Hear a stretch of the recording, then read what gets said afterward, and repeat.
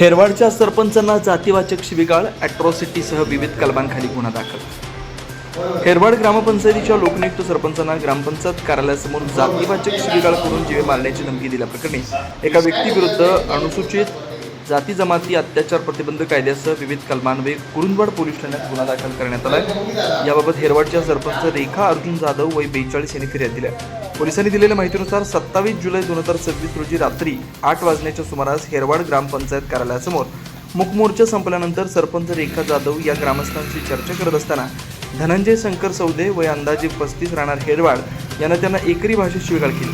त्यांच्या जातीचा उल्लेख करत अपमानास्पद शब्द वापरून धमकी दिल्याचा आरोप फिर्यादीत करण्यात आला।